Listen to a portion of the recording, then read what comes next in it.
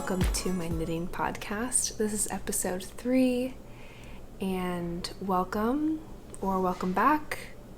My name is Madison. I live in New York City with my 2 cats, and lots of construction going on outside, so apologies for any background noise. It's been a while. I have had a busy month. October was full of lots of fun things, and I'm excited to share all about it. I went to 2 sheep and wool festivals. I made it to the Vermont Sheep and Wool Festival for a few hours, and then had a big long weekend for the New York Sheep and Wool Festival, aka Rhinebeck, with my mom and my sister, and that was so much fun. So I'll get into that as I have updates.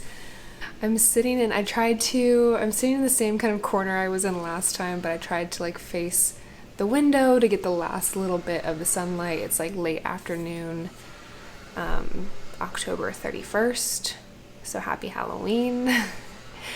But trying to, it's a pretty overcast day, so trying to kind of soak in any sort of sunshine that I can get. I'm wearing my Winterwoods sweater today, and I'll start off talking about this. I had, it was finished in my last video, but I had to make some modifications to it, and thank you all for the suggestions because you saved my sweater. If you didn't see him last time, I had just blocked it and it had stretched way too much during blocking, and really the sleeves were the main issue. They were way too long, basically covered my hands. Didn't know what I was going to do about it because I was not happy with how oversized it was. The length turned out to be okay. I'll put in some pictures. I wore it on Rhinebeck Day, or on Saturday, and my mom and my sister, we all made a Winterwoods, and then used different colors, and we all used the Mountain Meadow wool in the Laramie base, which is their worsted weight base. Super soft and squishy yarn. Loved that. I think my gauge was probably slightly bigger than what was intended in the pattern. And of course I did a lazy swatch, so it came out slightly oversized, or slightly more oversized than I think I was anticipating. But the sleeves, back to the sleeves, they were the main issue. They've now been fixed. It's a pretty good length, but you can kind of see. So what I did is I found where the decreases ended, and then just before the color work. So I wanted to save this color work, was the main goal. So I put both sides on barber cords. Actually, I strung or I guess weaved them through, got them on to got the stitches onto holding cords, and then cut in the middle, ripped out 3 inches or so, maybe 2.5 inches of stockinette, plain stockinette, and then Kitchener stitched, grafted the cuff back onto the sleeve. So I think this was my second one, and you can't really tell. I think I did a pretty good job of it. Looks pretty seamless. This one was my first go at it, and I was pulling a little too tight in the beginning, and then it kind of got better on the outside. But that solved it. Perfect. Perfect length now. And I was worried that about doing that to the body too, because that was going to be a lot of grafting. It's a lot of stitches, but luckily I think once it fully dried, it kind of had shrunk back up, and it's definitely a longer sweater length, but I'm happy with it and have been wearing it a bunch. it's still cozy, and yeah, I'm still like really happy with how everything turned out. I think I love the colors, I love the color work, and I'm gonna be wearing this all fall and winter for sure. My other Rhinebeck sweater, which I had not finished last time I recorded, but have since finished, is my Alpenglow, which was the Andrea Mowry Rhinebeck sweater for this year, and I am so happy with how this one turned out. Here she is. Eee!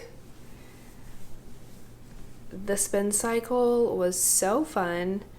Yeah, I think I was working on the sleeves last time, so those are done. I finished the collar. Don't mind my little, got lazy with the ends, don't mind the ends sticking out there, but super happy with the fold over collar. And I really love how the colors kind of like came together. And yeah, this is the Alpenglow 1 by Andrea Mowry. I used all of the recommended yarns, so all Spincycle and Magpie fibers. We've got the dyed in the skein, I believe. Yes, dyed in the skein, which is the sport weight yarn by Magpie and Spincycle. I can't remember the colors off the top of my head, so check out my Ravelry page. All of the details are there, and that will be linked below. But I really love this like brownish gray color. I almost wish I had done the main body in this color. I had a really tough time picking out colors, so I went with the navy and the Ghost Ranch Spincycle that Andrea used in her sample, because I was overwhelmed. And I was like, that looks good, I'll do that, and then like switch up the other accent colors. So yeah, but I do love this color and wish I could use it more, or had used it more. I really want to make another one of these in like a different color combination. Seeing them all at Rhinebeck was so inspiring, and there were so many fun color combinations that I definitely left and I was like, okay, I have some ideas for another version. And I love the fit of this one too. It came out perfect. I did a size 2, and there isn't a ton of positive ease for how it fits me, so it's much more fitted than this sweater is, but is still super comfy, and I really like the fit. But back to the yarns. This is the Plume by Magpie, which I think is like a Surrey cashmere blend, I don't remember. And then the Spincycle is the self-changing color, or the self-changing yarn, that is in Ghost Ranch. And then the blue is also dyed in the skein, and you've got the nice little cuff accent. So yeah, and I loved the corrugated ribbing at the bottom. Really happy with this. So this is finished, and I've been wearing it a bunch. I wore it 2 out of the 3 days at Rhinebeck. I wore it on Friday for Woolen Folk, which is the fiber festival put on by Brooklyn General Store and String Thing. They're both here in New York City, and that was an amazing event. And so I wore it that day, and then we did end up going to the New York Sheep and Wool Festival for the morning of Sunday. We were there all day Saturday, and then went again on Sunday morning, and I wore it then too. So it got a lot of use just in that one weekend, and I've been wearing a bunch ever since I got back.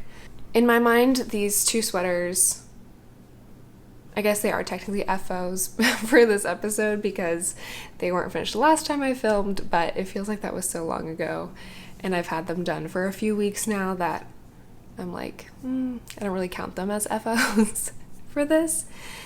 So I feel like I have no other finished objects, and I have a lot of whips, so let's get into it.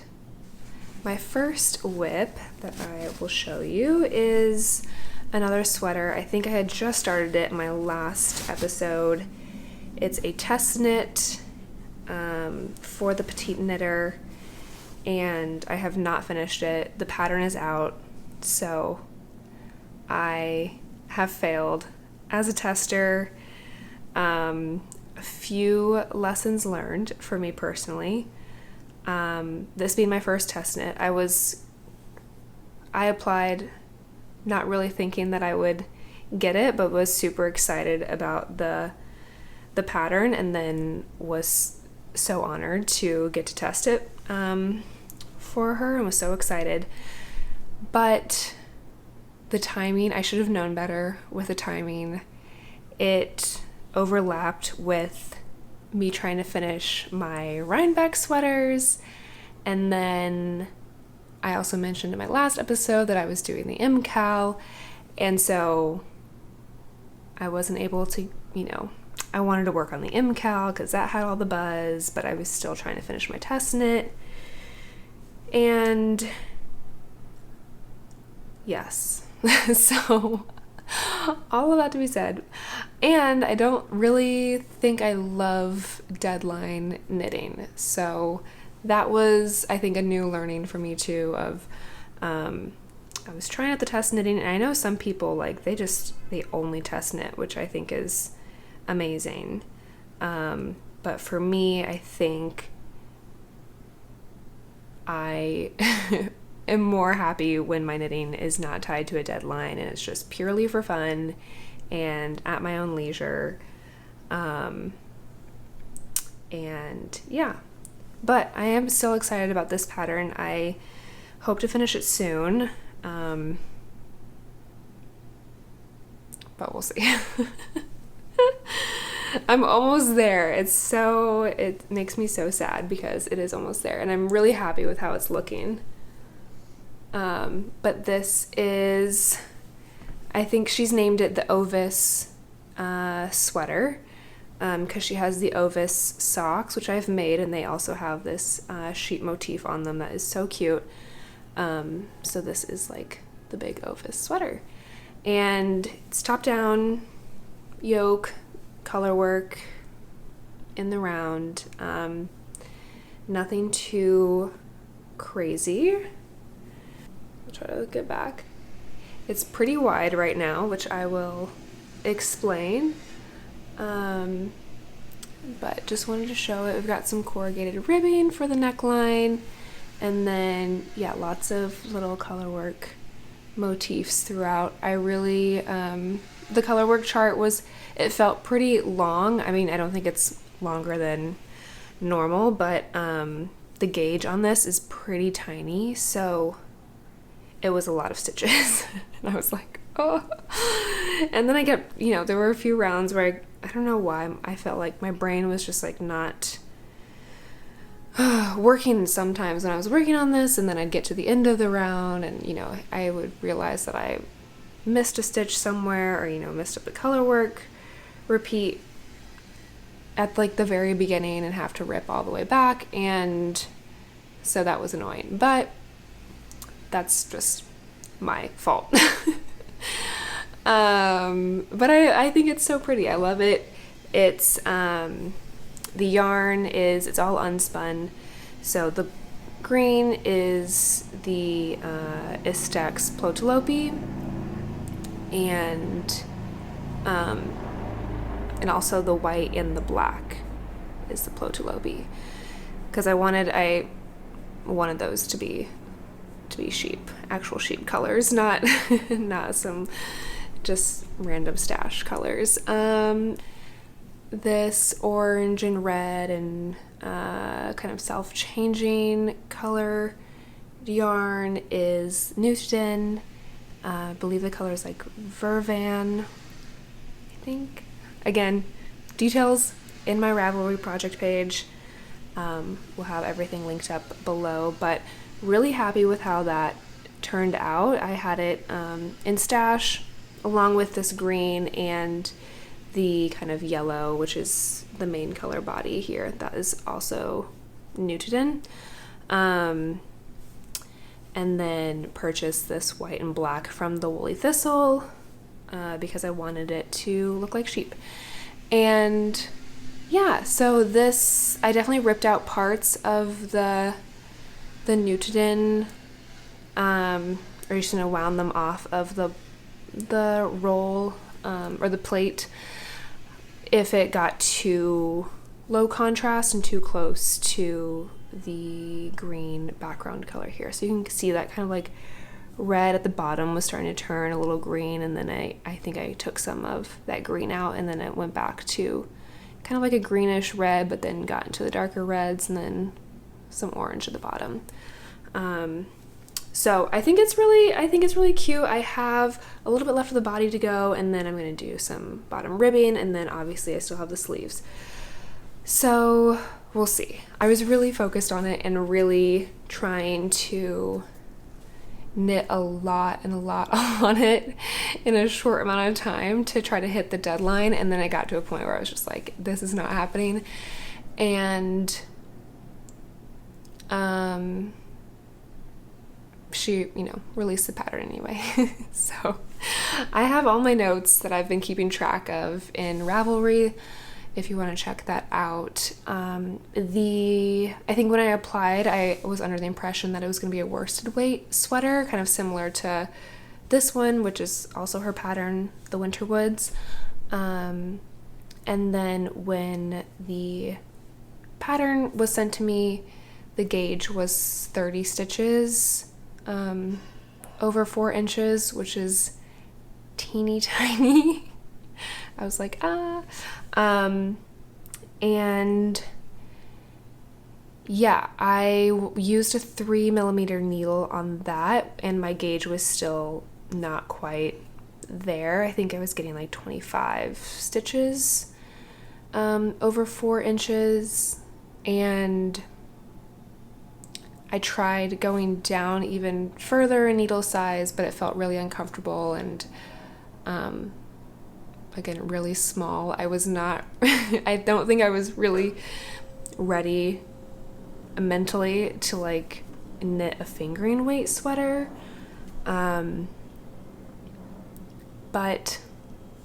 I'm happy with how it's turning out. It is, obviously, since my gauge is off, it's turning out with much more positive ease than the pattern recommends. And so I think what I'm going to do is a little bit more of the body stockinette, and then do a row of rapid decreases down to the size below the one that I'm working on, or down to like the stitch count, the body stitch count of the size below, and then do the ribbing. So then it'll give kind of like a poofed effect to it. I think that could be cute. We'll see how it goes.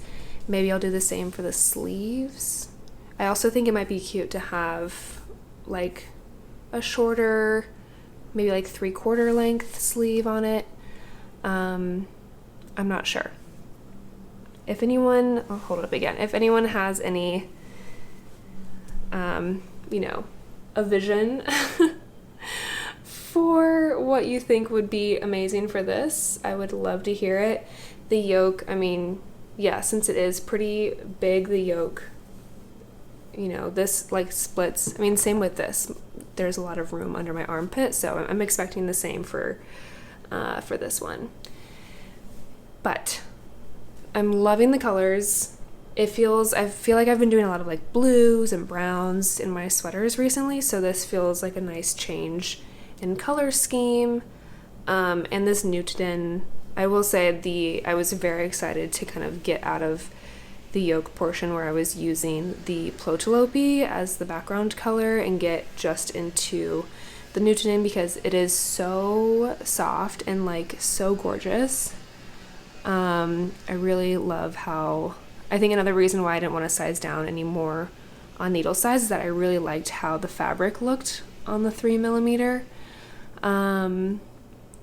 And yeah, so the Plotelope was like, it was definitely scratchy, and I was feeling it on my fingers and could only, really comfortably work on it for so long until I felt like my hands were like drying out and getting all scratched up kind of. I don't think it'll be an issue to wear. Like once it's knitted up, it feels fine to me, but just working with it and holding it with the color work was tedious, I guess. Just from the texture perspective. But once I got to the Nutiden, I was like, this is amazing. It's so much softer. Really love how this looks, and I'm excited to do I have some plans to do just a full Nutiden sweater. So I'm excited to like do that, and I also am holding it single throughout this sweater, so I'm excited to also do another sweater where I get to hold Nutiden double and have a bigger gauge than fingering weight. So that is that sweater. I'm gonna take off my Winterwoods because I'm getting a little warm in here. Okay, feeling a little cooler now. I have a few gift knits that I'm working on right now. That was another personal mental roadblock that I was working through, because I was like, I'm failing as a test knitter.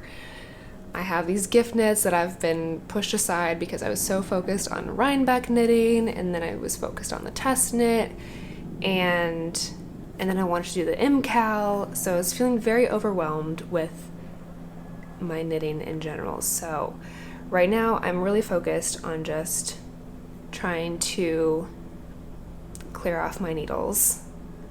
So it feels like I have a lot of whips going right now, but I have that sweater that I need to finish, and then these two gift knits, which I will share. The first one is a pair of Speedy Selbu mittens. The pattern is by Skeindeer Knits, and these are for my coworker friend. She very kindly designed my little logo and told me what fonts to use and stuff for this channel. So in return, I'm knitting her a pair of Norwegian style mittens, and these are using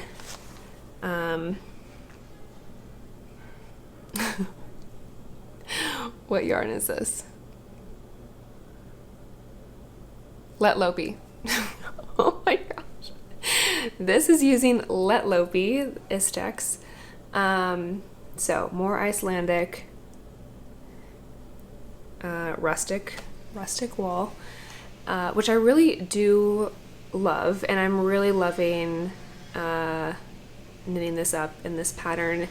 It is it's kind of a nice, it's nice because it's so quick, and it's got the chart, so you just follow the chart all the way up. But obviously the color work is not like, it's such a small circumference and it does not repeat at all. So every row I'm kind of like having to stop and like look and be like, okay, the next 3 stitches are, and then do that, and then I look at the chart again. And so it's been a little stop and go, but really liking the pattern so far. It's been easy to follow and loving the colors. My friend picked these out, so it's just a white and then kind of like this warm brown, and I think they're gonna be really cute. So I want to get these to her before it gets super duper cold, and I feel like we're hopefully more than a few weeks away from mitten weather, but I'm worried that it's gonna be, I feel like New York is always like a beautiful fall weather for, you never know how long it's gonna last, and then all of a sudden it's like really cold. So I'm trying to beat that like unknown turn to winter date. But yes, and I'm keeping these in my little Cowgirl yarn project bag, which I stole from my mom because I really like the size and it's so cute. I don't know that they make these anymore, but it's so handy because it has all these little pockets on the outside, and it's just like the perfect size. I put this into tote bags, carry this around. I think my mom let me borrow it once, and then I just forgot to return it to her, so sorry, Mom. It's like my favorite bag of all time. And yes, so also a plug for Cowgirl Yarn, one of me and my family's favorite yarn stores in Wyoming, and they ship, so check them out. They're super friendly, super nice. They have a lot of amazing local Wyoming yarns if you're looking for some American yarn. All of the Mountain Meadow wool that I used in my Winterwoods that I was wearing was purchased at Cowgirl Yarn, and that is a pure Wyoming yarn. So yeah, love them. And okay, the next gift knit, I've gotten my Knitty City bag, not to plug another yarn store. My favorite yarn stores, Cowgirl Yarn and Knitty City. This is a sock tube with no heel right now. So I might consider this almost a finished object. And yeah, what do I want to say about this? This is a gift knit for my friend. Her birthday was at the beginning of this month, so I'm very, very late on getting this to her. I was hoping to finish her pair of socks by the end of this month, and I've only been able to not even finish one, because I still have to do the heel, but almost finished one sock. So I think I need to have a little bit of a personal sock knit along for myself and just focus on getting that last sock done. But this pattern really, I feel like I didn't spend a lot of time knitting this up. It felt like it went by really, really quickly. This is the Sixpence sock by This Handmade Life, if I am correct. Again, all the details will be in Ravelry and linked below, but it kind of creates a nice texture. So similar to kind of the mountain socks that I had made in my last episode, where it felt like a step up from a vanilla sock, this kind of feels the same. It's really just knitting and purling, but you follow a little chart. And then the bottom is just stockinette, obviously, so it's not weird to step on. The yarns are, the green is a Explore Knits mini, the tonal. I got the set of the tonal minis from her summer ice cream social update, and I felt like the green was a fun complement to this kind of like variegated green, which I love this one. I'm hoping there's some leftovers and I can put like leftovers in a scrappy sock for myself, because I think it's just like such a pretty, there's so many like greens and like blues and browns in this. I think it's really pretty, and I think the texture kind of plays well. I think it'll kind of like open up and stretch out once it's blocked and maybe look a little bit more relaxed. It's a little tight right now, but yeah, so that is that. I made a few modifications. Obviously I'm doing an afterthought heel, or I will have one in here soon, and the pattern calls for just a normal heel flap and gusset. I don't really love heel flap and gusset, so I was like, you know what, we're just gonna put in an afterthought heel, and that way I could just keep going on the tube anyway and just get that done. And then the toe, I think I followed a toe from a different pattern that's just, decrease, like gradual decreases and then some rapid decreases at the top to kind of round it out. But I think this pattern calls for more of like a different like rounded toe that I was not familiar with, and probably could have done, but was just like, I know this other toe, so I'll do that one. So that is my Sixpence sock. And the green, this variegated green yarn, I don't think I said. It is I picked it up at Knitty City. It's by a Danish dyer, I believe, and I think I have that linked to my Ravelry. I don't know that the skein that I have even has the colorway on it, so I think she kind of does one-off hand-dyed skeins. But Knitty City carries their stuff, and I love their sock yarn. I've used it a few times. It's like the Merino Twist, I think, is the base or something. And both have, I don't know that it matches up, but both have either 75-25 or 80-20 wool to nylon blend. That is that sock. Fingers crossed I finish that super soon, because I feel like a bad friend for not having it done on time. But I can only knit so many things at once, apparently. I thought I was a fast knitter, but I think I'm in a season of I just need to slow down a little bit. Work has also been a little busy this past month or so, and so I think I've kind of been like trying to, focus on work and haven't been getting as much knitting time in as I would like, but that's okay. It's just a busy season of life, and then winter is almost here, and that is going to be major cozy, stay inside and knit all day, every day, pretty much. My last whip comes with spoilers. I'm super behind on the MKAL, but if you are knitting the Twist and Turns shawl, I'm only on clue 1, so if you're way past me, feel free to stick around. If you would prefer not to see any spoilers, skip ahead. I'll try to put a timestamp somewhere, tell you where to go, but I am going to show my MKAL, so you've been warned. Wow. This is my first MKAL. I have some feelings about it. Not all of them are amazing. No, I'm just kidding.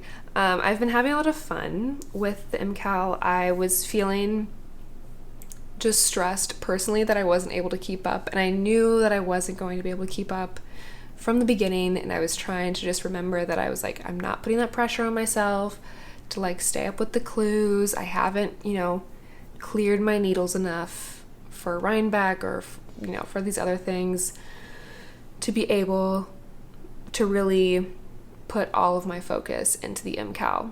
Maybe next year, if I do the MKAL next year, I definitely am going to be like way more diligent about clearing all of my whips beforehand, or just putting things on hold for a month, because I would like to be able to do one season of MKAL,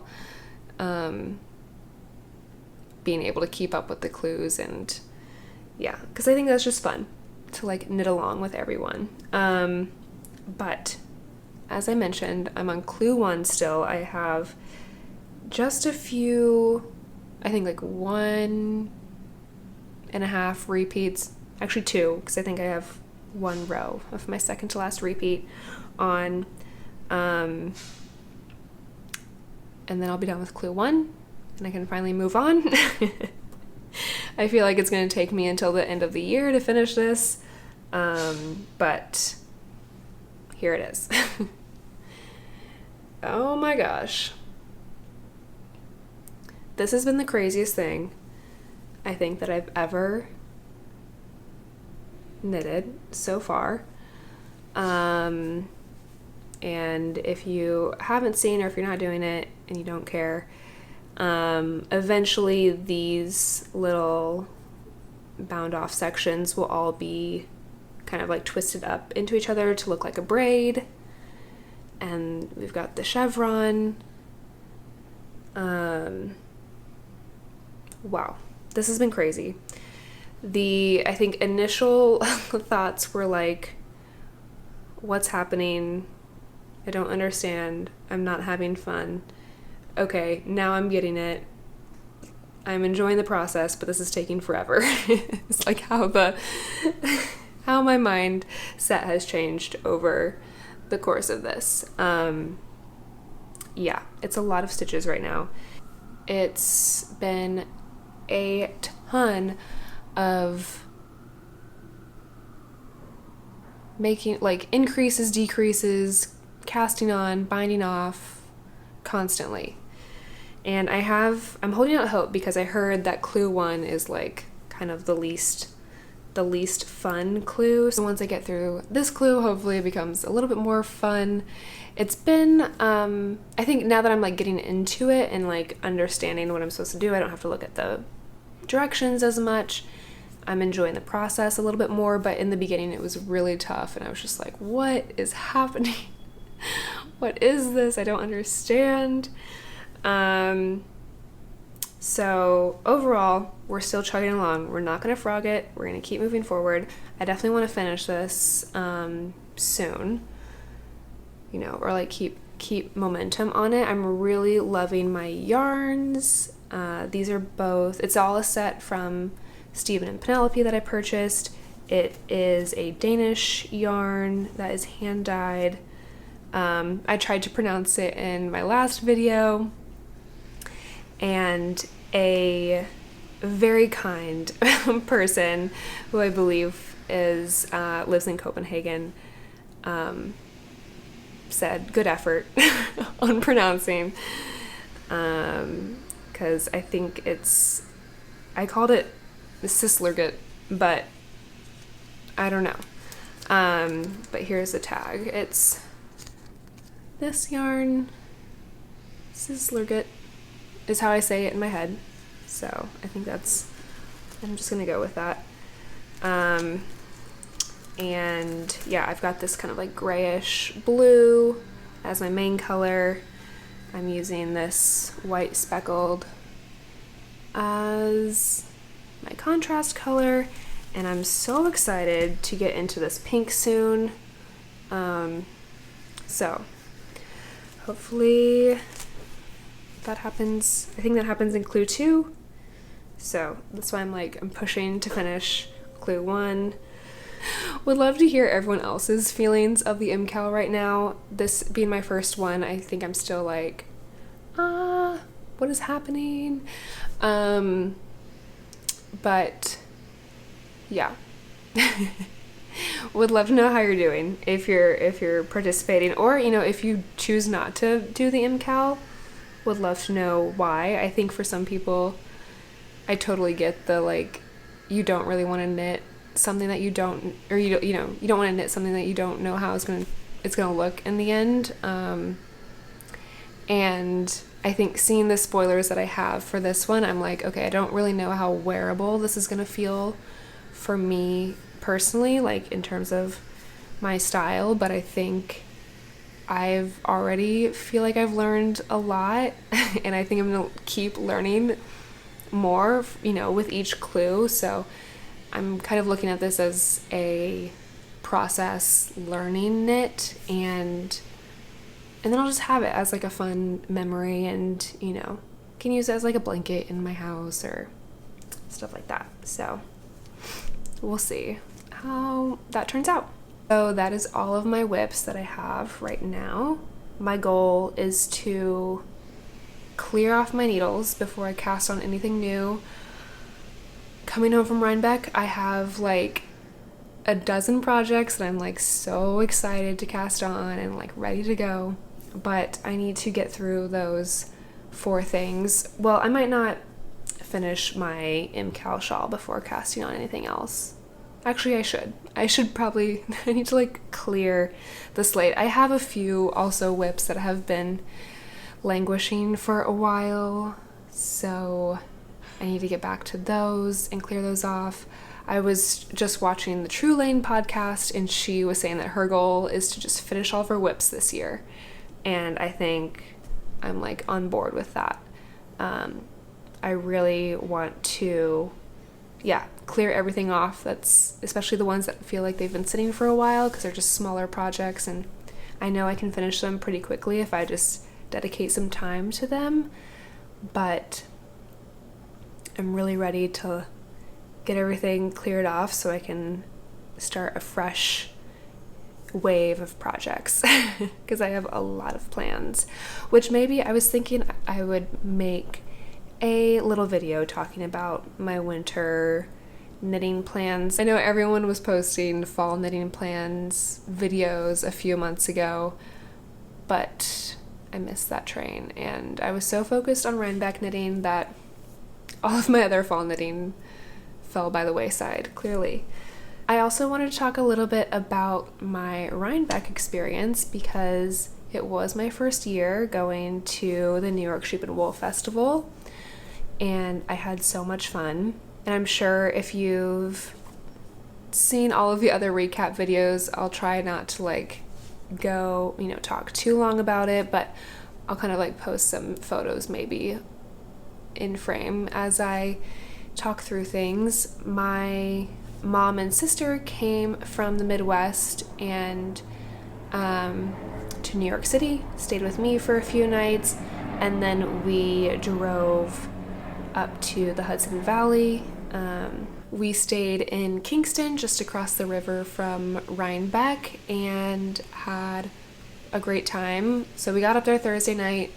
Friday, we only went to Woolen Folk, which was the fiber festival put on by Brooklyn General Store and String Thing Studio, both of which are yarn stores out here in New York City, in Brooklyn. And it was their second year. It was insane. So many people, so many vendors. They had a really, really fun podcaster patio where they had a few sessions of podcasters do live podcasting while everyone could just kind of, come and go and listen. And people were sitting and knitting while, they were live podcasting, which was really fun. And so we saw the Grocery Girls and Gigi and Needles at the Ready, Knitters League, Lola Bean joined. I think that was it. It felt like a lot, and it was really fun to kind of, see people that you usually watch on YouTube in real life. And yeah, they had music and food. The vendors were amazing. It felt like, every indie vendor, almost every indie vendor under the sun was there. Woolens and Nosh was there. That was a booth that my mom and I were really excited about. Denise from the Earth Tones Girl podcast, who was also on the podcaster patio, I forgot. She was at the booth for a while, and she did a collaboration with Woolens and Nosh for her kind of special fall yarn that she has out right now. So she was selling that. There was Ritual Dyes and Spincycle, Magpie Fibers.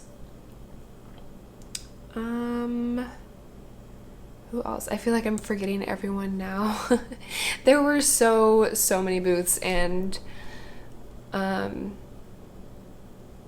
yeah, a lot of great hand-dyed yarn, and I bought a lot of things.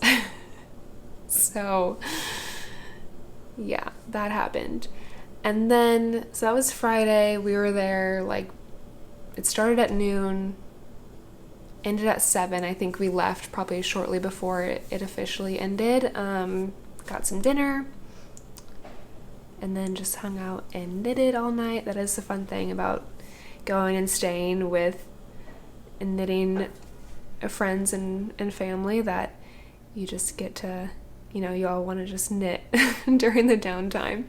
So that was fun. And Saturday, we woke up early. It was all of our first year, me, my mom, and sister, and we were like, we've heard it's crazy, let's get there early and go from there. So we got to the fairgrounds, I think, a little after 8 a.m., and the Sheep and Wool Festival started at 9. And when we had gotten there was already a line of people waiting to get in. So we stood in line for a while, and everyone's so nice. You just start talking to everyone in line, and that was a really fun part of just the whole weekend of everyone's so friendly, and you don't really it's not weird to go up and be like, oh my gosh, what's your sweater, like tell me your pattern, what yarn is that? Like, everyone's so happy to share and chat, and we met people from all over, which was so crazy and very cool. So yeah, Saturday, it was very like foggy morning, felt very like fall-y. The trees were absolutely perfect in the Hudson Valley that weekend. It was like peak fall foliage. I just remember like walking into Rhinebeck, and there was just like orange trees and like yellow, and it was gorgeous. So yeah, then the doors opened at 9. We got in. The one thing that I like made a beeline to, the Bat and Kill Fibers booth had a few shop knitting Nelly project bags. That was kind of like a last minute surprise that they ended up having at the booth. So I've been trying to get something from her shop updates like for the past couple of months, and they always sell out in like 5 seconds. So I was like, this is my time. I'm getting a little project bag. From there, it was just walking around. There are so many barns, so many vendors, so many people. Saturday was definitely very overwhelming with the amount of people that were there. The lines for food were crazy, trying to get into some of the barns, and the certain like little booths were a bit hectic.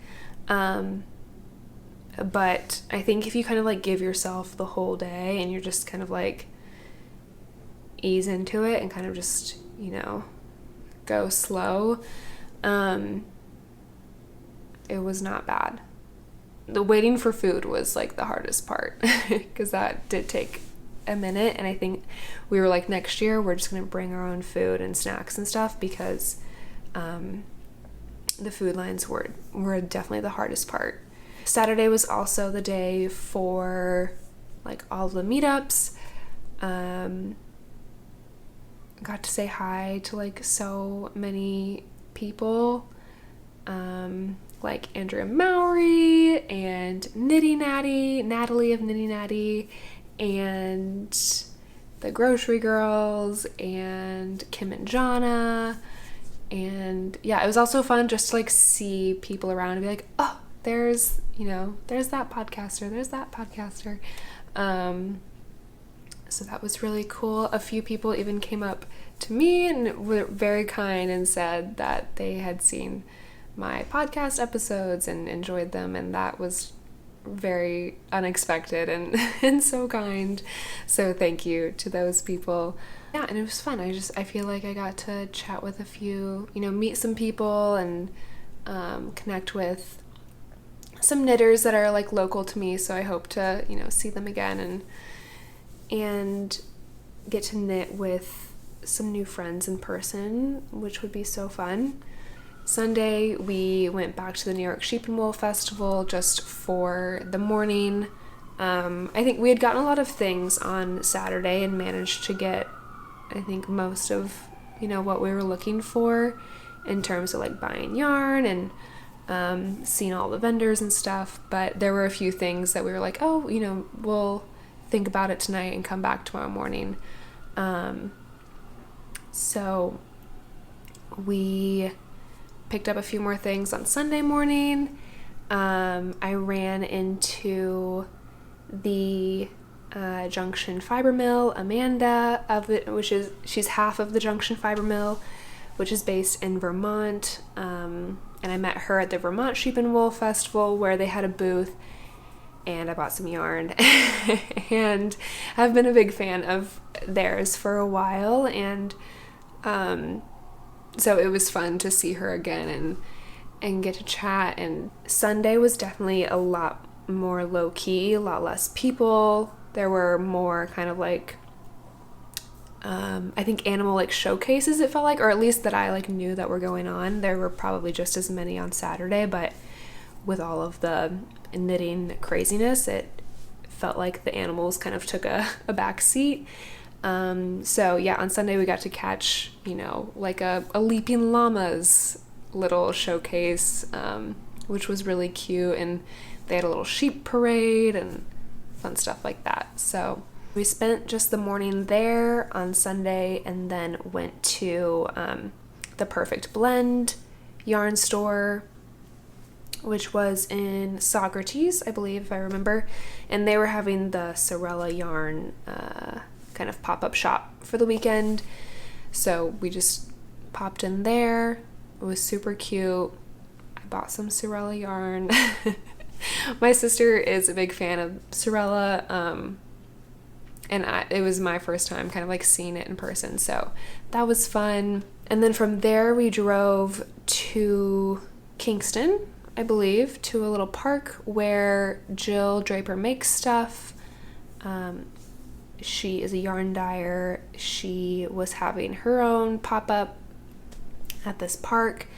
Her yarn is insanely beautiful. My mom has some of it. I'm very jealous. And my mom bought a sweater's quantity of a very, very pretty color. So I'm very excited for her to knit that up. I was feeling that I had already spent way too much throughout the weekend. So I was like, you know what? I've got enough projects in the queue now. I'll hold off. Maybe next year I'll save a project in mind for some Jill Draper yarn, but it was gorgeous, and I'll put in some pictures because I think I took pictures of like, it was like things to remember.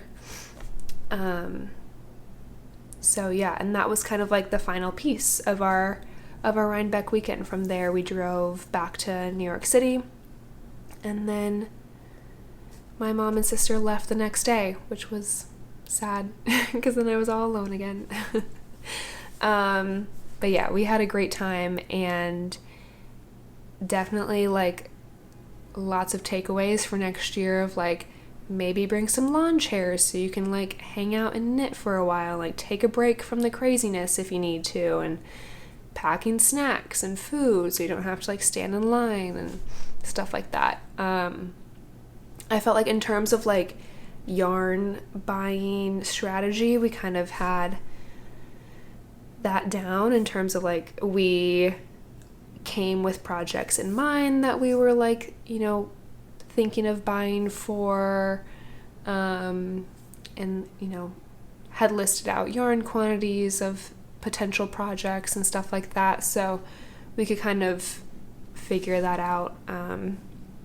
And we brought a lot of tote bags. I mean, I have like so many Bagoo reusable tote bags because that's what I use in New York City all the time, because, you know, there's no plastic bags here. So I brought so many for us. I just like threw a bunch in the car. So we definitely came like armed with tote bags, which was really great because then we could just kind of tote around our yarn all day. So yeah, that was Rhinebeck. I loved it so much. I love the animals and the farmy yarns, and like getting to meet the smaller farms that just like then make their own yarn. It's so crazy to me, and I bought a lot that I'm really, really excited to use, and have a plan for like everything. So it's just a matter of finding more hours in the day to like knit even more. But yeah, that was Rhinebeck. And then before that, I was in Vermont over the weekend when the Vermont Sheep and Wool Festival was happening. That was the beginning of October, so a couple weeks before Rhinebeck happened, and had a blast there. It's way smaller than Rhinebeck, way more local. I loved it so much. My boyfriend and I were in Vermont visiting his family, so we kind of stopped by the Sheep and Wool Festival on our way to meet them and spent a few hours there. I probably could have stayed the whole day, but we had to get on with our journey. But I did come away with some yarn that I'm really excited about. And actually, let me grab it and then I'll just show you and then I can talk about it. I'm back with yarn. This is my Vermont yarn, and I'm gonna do like a separate cut of Rhinebeck acquisitions. I have, just a warning, I have a lot of Rhinebeck acquisitions. I know I went overboard, but again, I have a plan for everything. And also, it was my first year, so I got excited, probably bought too much. Might not do that in the future, but I'm giving myself some slack for my first year and being excited and supporting small farms. So I think it's all okay, but I'll do a little cut with a voiceover for that because I have it all laid out on a table. But for my Vermont yarn, and I think I'm going to turn this into a sweater. So first I got some at the Green Mountain Spinnery, which they have a bunch of different types of yarns. They were also at Rhinebeck, and I feel like they show up in Thea Coleman sweaters a lot. This guy's kind of coming unfrayed, but I was feeling very green this day. As you'll see, I have a lot of green yarns, and this is a 2-ply worsted weight, 100% American wool. The colorway is spruce, and I loved it. Has like flecks of blue and yellow in it, and I just thought it was like really, this is kind of like more its color. It's kind of like a darker green. I just thought it was so pretty, and it's just really like, I don't know, it was just so soft and squishy and pretty, so couldn't resist. I can't remember how much I paid for this, but this felt like a pretty affordable yarn compared to the other yarns and vendors that I saw. So I picked up around like 5 or 6 skeins of that, because I was like, I'll just find, basically I wanted to leave with like a colorwork sweater. So I think that'll be the base, and I have an idea for what pattern I want to use. It's called the Holly sweater. So I think once I finish my whips, that'll be the first thing I cast on, because it's kind of like Christmas, holidays, holly vibes. But we'll see. I could easily get distracted with all of the other acquisitions that I have and other projects that I want to cast on. So I don't know. We'll just see whatever I feel like, I guess. Next, let's keep it moving. Next, I stopped at the Junction fiber mill, which I mentioned before. They do beautiful, beautiful yarn. And I think this is called Tracks or Making Tracks. They have a bunch of self-changing. I think this is technically a fractal spin. Is that the right term? I have a spinning wheel that I don't know how to use, so I'm trying to like get up on my spinning knowledge. But I just loved these colors. Again, was feeling the green, and I'm always a sucker for pink, so there's some nice blues and some, you know, darker tones in there too. And yeah, so I don't know. We'll see how these kind of, I feel like I need to swatch this together because some of it could be pretty low contrast, but I think I might like that. I think this comes out to be a worsted weight, maybe like a heavy DK. I'm not really sure, but I just feel like these are going to go together, hopefully. Keeping my fingers crossed because I think it'd be really cute. So that is that. Again, Junction Fiber Mill, big fans. They have amazing colors on their website, and they ship. My last purchase at the Vermont Sheep and Wolf Festival was at the Wing and a Prayer farm. which I also bought from them at Rhinebeck. And they're definitely a little bit more expensive in terms of like farmy yarns, but they do breed specific and all naturally dyed. And they're just beautiful. So I don't know what else to say. So this is their Peter Pan and Fam base, which is 100% Cormo. It's a worsted. And it's just in this beautiful like light green, kind of like a minty color.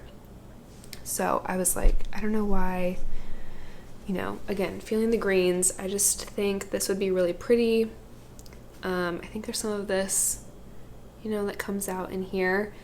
So what I'm imagining is dark green as base, this Junction fiber mill as the color work, and then doing a fun like contrast collar and cuffs in here. That is my vision. Keeping my fingers crossed on that. We'll see. So that was that. And then I did get another skein from Wing and a Prayer. You guys, I told you I'm a sucker for pink. So this is the Supreme Space, which is 80% Cormo, 20% Tunis. I think that's how you say that. And it's fingering weight. So just a really gorgeous pink. I feel like I've been talking for a while. So all that to say, it was a very busy October. I got back from Rhinebeck, caught a bit of a cold, so I've been under the weather. I meant to record sooner. So I apologize that this is just now coming out, but sometimes, you know, life is busy. Work also got a little bit busy. I'm a web developer by day, so that's been using up a lot of my brain power when things get really busy. You know, I feel like I have to really focus on that. It was also a really fun month. I saw a lot of sheep, which is not my usual day-to-day since I live in New York City. So I will either leave you here if you're not interested in my Rhinebeck acquisitions, but I'm going to cut to that. Thank you for watching this episode. I hope you got a lot of work done on whatever you're working on today. I would love to hear what you're working on, what you've got planned. If you want to see what I'm planning on knitting up this winter, because I've got a lot of plans. A lot of plans as soon as I get through these whips. Well, thank you again, and have a great rest of your day. I will see you next time. Okay, welcome to my Rhinebeck acquisitions table, which looks insane, I know. Had way too much fun buying yarn at Rhinebeck, but just wanted to quickly talk through over what I got because I am excited about everything. First up, I've got this little cowl set, or this minis set that is for the Wool and Folk cowl design that Brooklyn General came up with. It's in the Neutrino app. I'll put a picture overlay so you can see how cute it looks, but this is all Bien Aimme, little minis. So I'm very excited to get into that. It's been a very long time since I've made a cowl, so that'll be fun to get back into. I think a cowl was the very first thing that I ever knitted, and I don't know that I've made one since. So it's been a good decade at least since I've made a cowl. But next, I've got some primrose yarn that I was really excited to see. This is in a DK. I want to pair it with this Feederbrook Farm yarn. I got another Feederbrook that's pink and purples. It was in the sale bin, so obviously couldn't resist that. And some Wing and the Prayer. I feel like these, the pink and the purple and the light pinks, would go super cute, so that's kind of my plan for those. And then I have some Spincycle Dream State, just in a bunch of colors. I want to make the Night Shift Shawl, I believe, by Andrea Mowry, whatever the shifty shawl is. It's gonna be in those. And this is my Woolens and Nosh. Picked up the Earth Tones girl. Her colorway is Falling in Love. It's so pretty.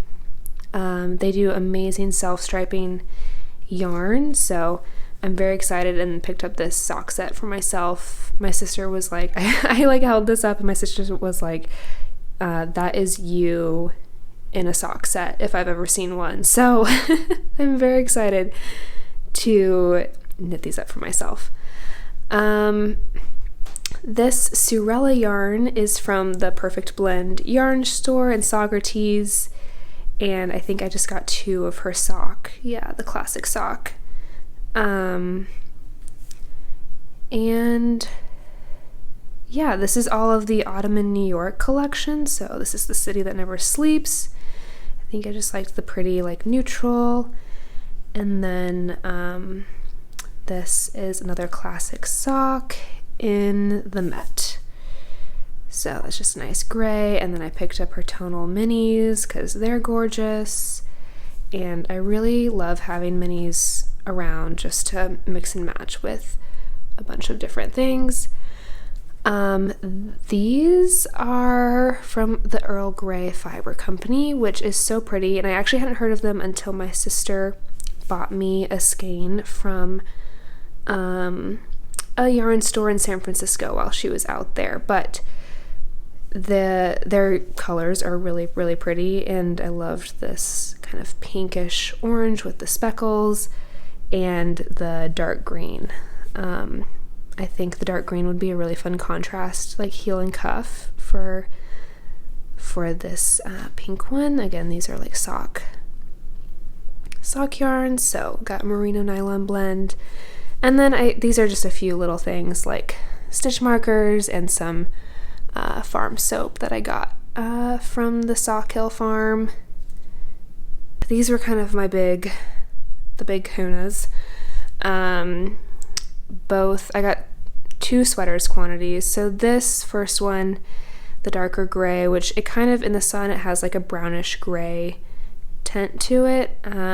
It's really pretty. It's from Purveyor yarn. It's all Corriedale.